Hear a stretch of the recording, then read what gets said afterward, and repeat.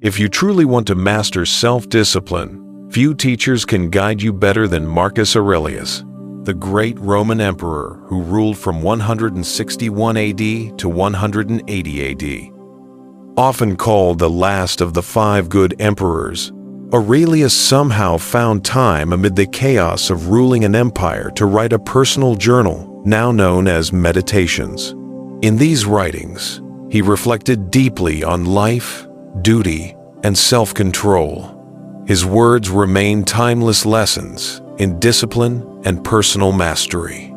So, here are 10 powerful lessons on self-discipline drawn from the wisdom of Marcus Aurelius.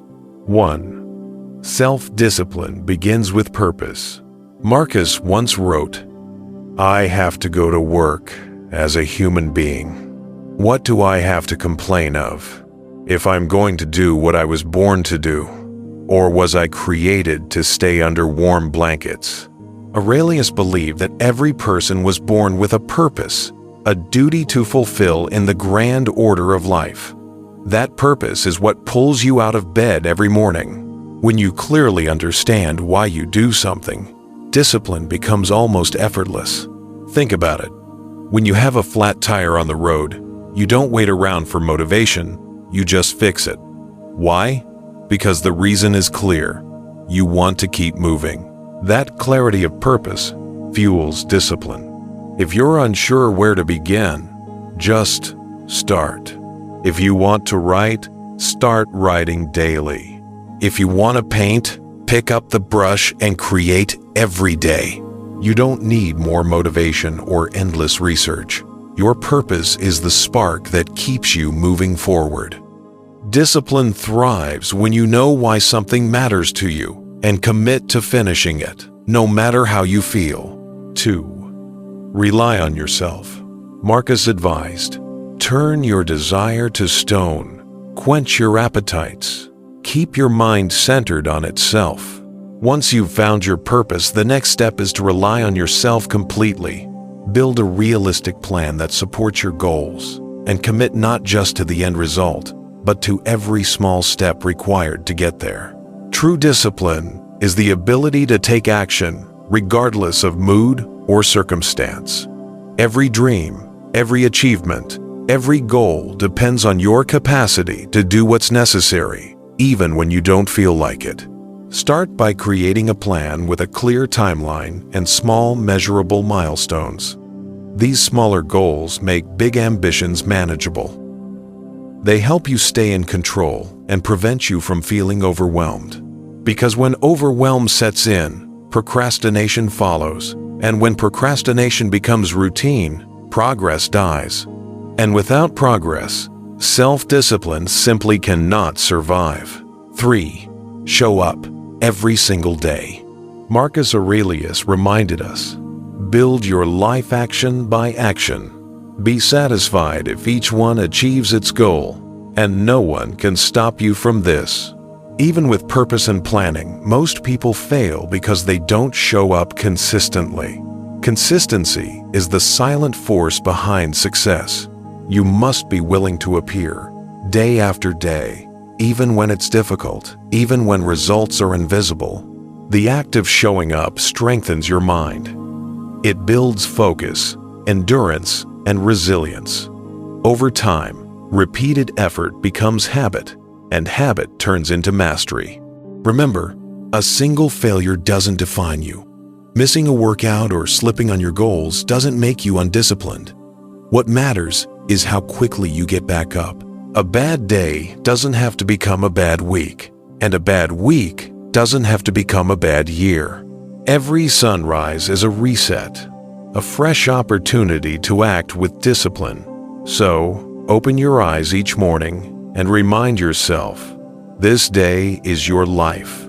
Live it deliberately. 4. Practice voluntary hardship. Marcus Aurelius once wrote, "We should discipline ourselves in small things, and from there progress to things of greater value. If you have a headache, practice not cursing. Don't curse every time you have an earache." I'm not saying you can't complain, only don't complain with your whole being. In simple terms, Aurelius was reminding us that self-discipline grows through discomfort. The Stoics called this voluntary hardship, deliberately exposing yourself to small struggles to prepare for life's real ones. When you choose discomfort, you build resilience.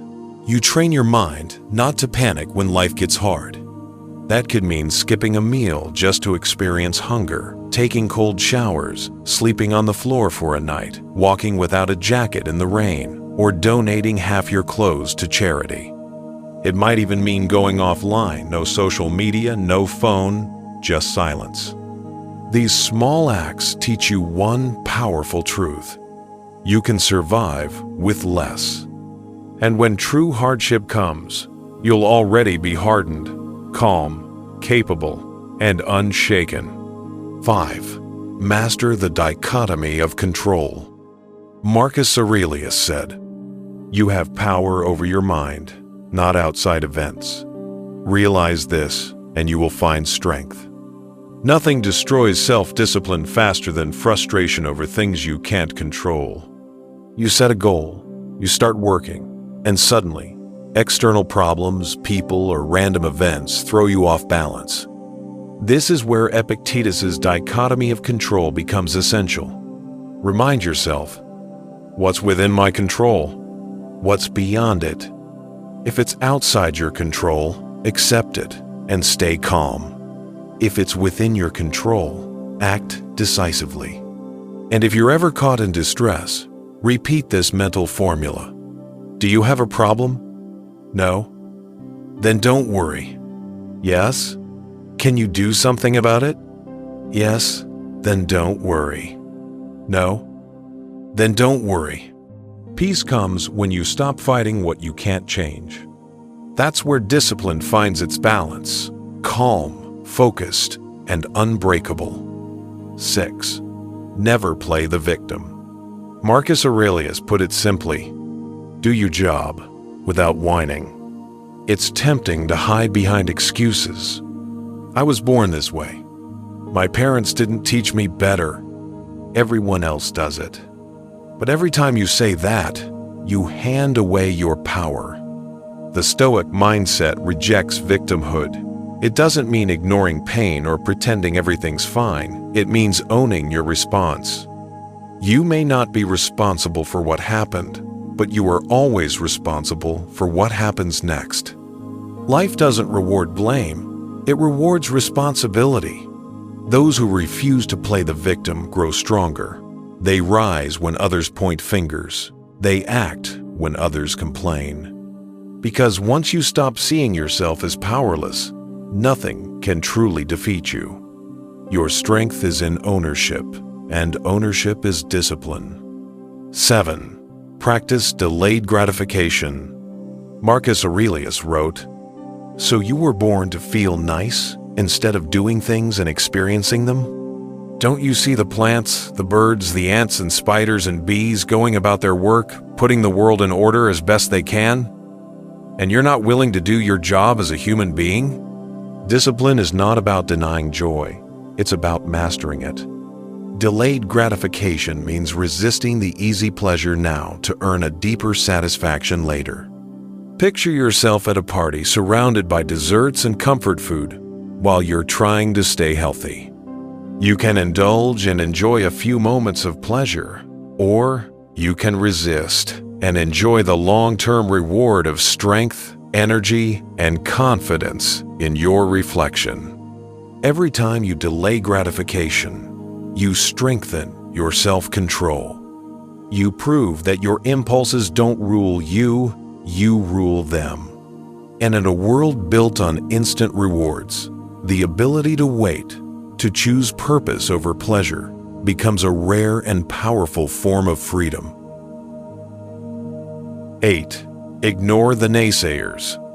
Marcus Aurelius once wrote, "When another blames you or hates you, or people voice similar criticisms, go to their souls, penetrate inside, and see what sort of people they are. You will realize there is no reason to be troubled that they should hold any particular opinion about you. Whenever you rise above the ordinary, whenever you decide to live with purpose and discipline, you will meet resistance. Some people will doubt you, others will criticize you, and some will simply mock what they don't understand. These are the naysayers, people who oppose progress, often out of fear, insecurity, or envy. They might even care for you, but they fear your growth because it challenges their comfort. The Stoic response? Detachment. Let their words pass through you like wind through an open window. Getting upset over someone's opinion, especially from a person you neither know nor respect, is as foolish as arguing with the weather. You can't control it. You can only choose your response. So don't surrender your peace to outsiders who thrive on disruption. Instead, seek feedback from those you truly respect, people whose honesty comes from care, not cynicism. The rest? Ignore them, because the noise of the naysayer is powerless against the silence of a disciplined mind. 9. Find wise people to emulate. Marcus Aurelius advised, "It will even do to socialize with men of good character in order to model your life on theirs, whether you choose someone living or someone from the past." Discipline doesn't grow in isolation. It thrives in imitation, by learning from those who've mastered what you're striving toward. Ask yourself, who embodies the strength I admire? Who lives with integrity, consistency, and calm? Who has already achieved the goal I'm working toward? Your role models could be friends, mentors, family, colleagues, or even historical figures and modern thinkers. Study them. Observe their habits, their routines, their responses under pressure. Ask questions. How did they train their minds to persist? What systems did they use to stay on course? The Stoics believed wisdom is contagious. When you spend time around the disciplined, their energy rubs off on you. So, find people, alive or gone, whose lives are examples of virtue. Let their paths illuminate your own. 10. Honestly review your day. Marcus Aurelius described the rational soul as one that possesses self-awareness, self-examination, and self-determination. It reaps its own harvest. It succeeds in its own purpose. If you wish to strengthen your discipline, you must first learn to see yourself clearly. That means honest self-review every day. At night, reflect. What did I do well today? Where was my discipline tested? Where did I fail? And why? And how can I improve tomorrow? This simple act of evening reflection transforms your awareness. You start catching yourself in the moment because your mind knows it will have to answer later. But here's the key. Don't turn reflection into self-punishment. Be like Seneca. Forgive yourself. Self-compassion, not self-condemnation, leads to growth. Forgiving yourself is what breaks the cycle of procrastination and self-sabotage. Notice your flaws, correct them, and let go. Then, remember to also appreciate what went well. Gratitude reinforces discipline. End each day with humility, forgiveness, and gratitude, the 3 pillars of Stoic renewal. If this lesson inspired you, explore our Stoicism playlist for more wisdom on strength, peace, and inner mastery. And if you haven't already, subscribe, not just to this channel, but to your own growth.